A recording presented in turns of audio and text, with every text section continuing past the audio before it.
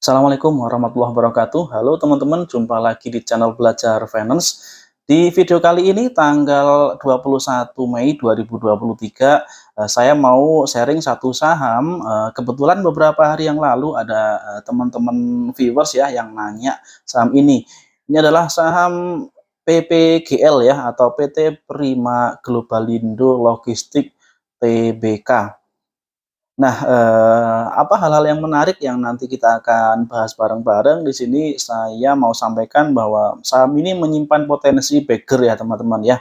Dan apakah dari potensi baggernya itu bisa kita katakan bahwa PPGL ini merupakan saham mutiara terpendam ya. Di harga sahamnya yang saat ini masih berada di harga bawah ya. Di harga yang saya capture tanggal 19 Mei 2023, penutupan perdagangan hari Jumat, harga PPGL ada di harga Rp130 ya teman-teman ya.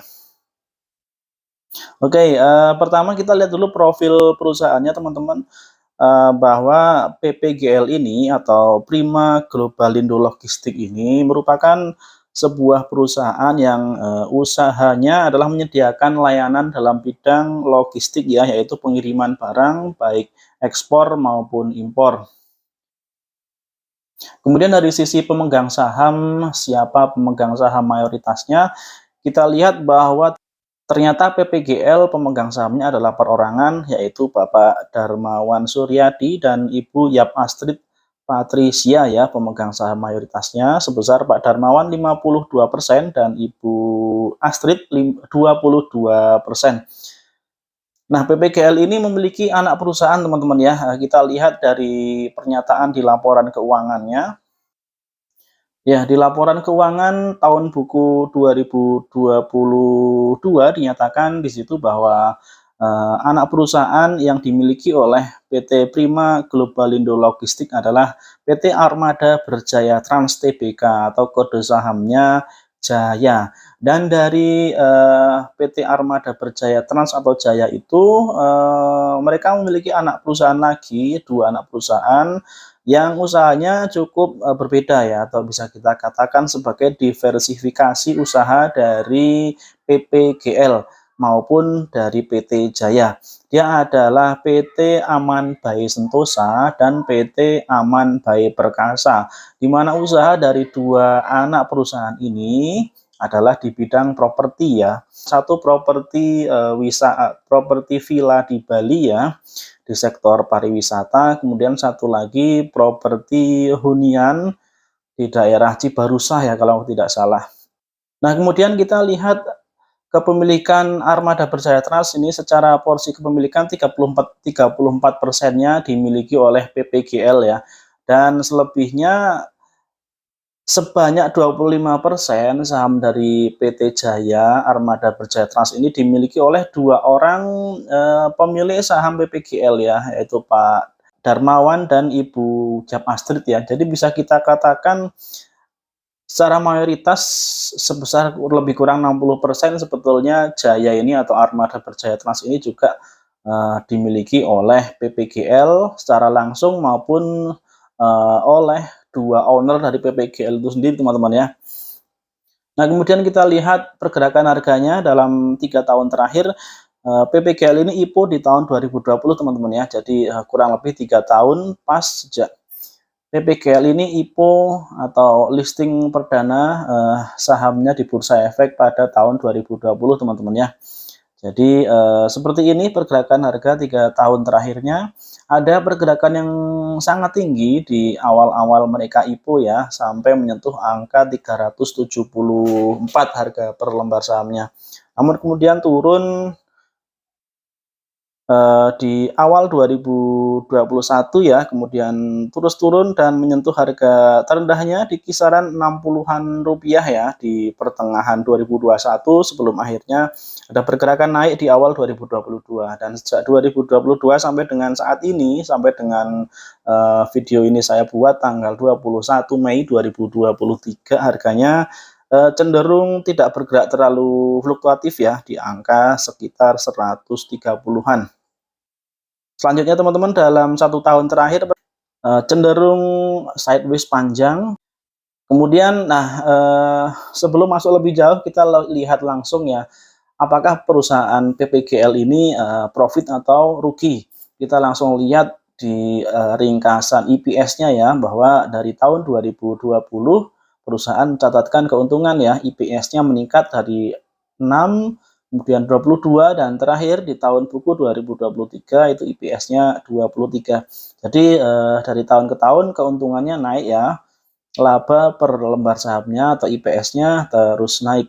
Dan kita lihat dari valuasi sahamnya untuk saat ini, dividend yield-nya sebesar 6,92%, kemudian return on equity atau ROE-nya 26%, dan debt to equity rasionya atau rasio utang dibanding dengan modal itu sebesar 51%.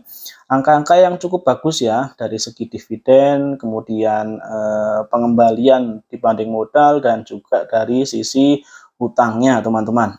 Nah, dari, rangkuman elemen-elemen laporan keuangan kita lihat sekilas saja ya, karena sebetulnya untuk PPGL ini untuk kinerjanya fine-fine aja, teman-teman. Nah, nanti kita akan lihat poin-poin tertentu ya yang sekiranya perlu kita garis bawahi saja. Nah, kita lihat sekilas saja, teman-teman ya. Dari segi kas di tahun terakhir ada kenaikan yang cukup signifikan, begitu pula dengan total asetnya ya, ada kenaikan. Kemudian untuk hutang, baik hutang jangka panjang maupun hutang jangka pendek, ada penurunan ya. Jika hutang jangka pendek sebelumnya 33,2 miliar di tahun buku 2022 berkurang menjadi 31,5 miliar rupiah. Kemudian hutang jangka panjangnya dari 5 miliar menjadi 2 miliar ya, teman-teman ya. Dan dari sisi ekuitas atau modal juga mengalami peningkatan. Kemudian dari sisi pendapatan ada kenaikan, dan di bottom line, di profit, di net profit sebelumnya 16,5 miliar rupiah di tahun buku 2022 meningkat menjadi 17,6 miliar rupiah. Nah, ini dari laporan keuangan. Kalau teman-teman mau pelajari lebih lanjut, penjelasan dari ringkasan-ringkasan tadi ya, dari elemen aset.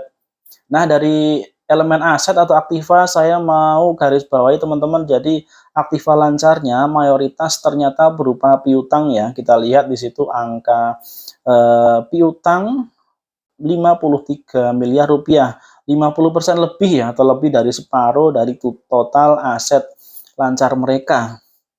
Untuk kasnya hanya sebagian kecil ya. Nah, nanti kita akan lihat seperti apa komposisi piutangnya. Kemudian dari sisi hutang ada penurunan ya, dari sisi ekuitas naik, pendapatan dan laba juga mengalami peningkatan. Jadi seperti itu, teman-teman, kalau dari sisi laporan keuangan ya, ini lebih menjelaskan apa yang saya sampaikan di depan tadi dari, ringkasannya ya. Nah, kemudian komposisi, piutangnya, mayoritas terdapat pada PT Torabika ya. Torabika merupakan kliennya yang piutangnya paling besar nih, dari total piutang 53, Torabika ini kurang lebih 30%-nya. Dan, komposisi piutang dibagi berdasarkan umur piutangnya, seperti bisa dilihat teman-teman di daftar, ini dari laporan keuangannya ya. Mayoritas dari 53 miliar rupiah tadi, adalah piutang jangka pendek ya, yang, merupakan piutang dengan umur yang pendek ya, 0 sampai 30 hari, sebesar 51 miliar. Artinya, dari sisi pembayaran akan, memakan waktu yang tidak terlalu panjang ya, karena jatuh temponya dalam 1 bulan, atau bisa kita kategorikan, piutang yang relatif lancar ya, teman-teman ya. Nah, itu untuk grafik dari laporan rugi labanya, pendapatannya naik ya. Di sisi neraca, aset menunjukkan kenaikan ya, dan, persentase hutang atau DER-nya turun. Dan teman-teman dari sisi dividen seperti yang tadi di depan saya sampaikan ya, bahwa dividen yield-nya di atas 6%, dan kita lihat lebih lanjut untuk jadwal pembagian dividennya. Di tahun-tahun sebelumnya dividennya dibagikan untuk tahun 2020 itu di bulan Desember ya. Kemudian di tahun 2022 ini ada 3 kali pembagian dividen. di bulan Januari, Juni, dan Desember ya. Sementara untuk tahun 2023 ini RUPS akan dilakukan di bulan Juni tanggal 19 tahun 2023 ini ya. Nah, ada satu hal yang menarik dari data-data yang saya baca dan juga pemberitaan tentang PPGL ini, teman-teman. Jadi, ini mungkin bisa dijadikan salah satu bahan analisa ya untuk mengambil keputusan terhadap saham PPGL ini. Jadi, seperti saya kutip dari pemberitaan ini saya lihat dari iPod ya, teman-teman ya. Di sini ada perubahan komposisi kepemilikan saham dari PPGL, di mana Ibu Cap Astrid Patricia ya, yang merupakan komisaris dan juga pemegang saham yang nomor 2 terbesar di PPGL ini, menambah porsi kepemilikan sahamnya dari tadinya 0, sekian persen menjadi 22% kepemilikan sahamnya ya di PPGL ini. Dan yang perlu kita lihat adalah harga pembelian sahamnya saat peralihan porsi kepemilikan saham tersebut adalah di harga Rp116 per lembar sahamnya, teman-teman. Ini patut kita catat, teman-teman ya. Jadi ini kurang lebih jadi harga patokan ya buat kita mau beli. Kalau bisa dapat harga mendekati 116 ini sangat bagus ya. Ya mungkin di bawah 120 lah mendekati nominal harga dari pembelian tadi oleh komisaris tadi ya.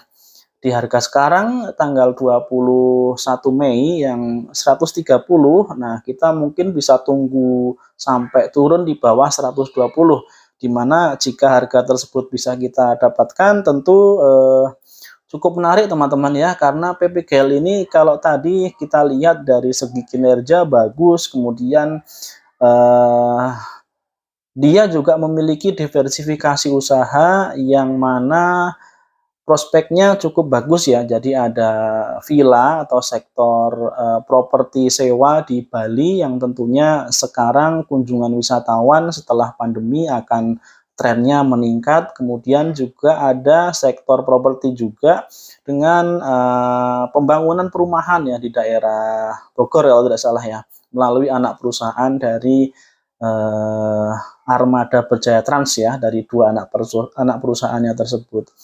Jadi mungkin itu ya, jadi dari segi dividen cukup oke lah, 6% lebih. Kemudian di PBV sekarang 1, tidak bisa dikatakan harga sahamnya murah. Namun yang perlu kita cermati barangkali kalau teman-teman yakin dan mau masuk bisa diusahakan untuk lakukan buy-nya di harga di bawah 120 ya, atau kalau bisa lebih bagus mendekati harga pembelian oleh komisaris tadi di harga 116 per lembar sahamnya. Oke teman-teman, itu saja pembahasan saham PPGL Prima Globalindo Logistik kali ini. Jika ada kesalahan baik dalam data maupun penyampaian, saya mohon maaf. Mudah-mudahan bermanfaat. Tetap lanjutkan dengan analisa teman-teman sendiri ya. Ini bukan anjuran untuk buy atau sell. Kita jumpa lagi di video-video berikutnya. Terima kasih. Wassalamualaikum warahmatullahi wabarakatuh.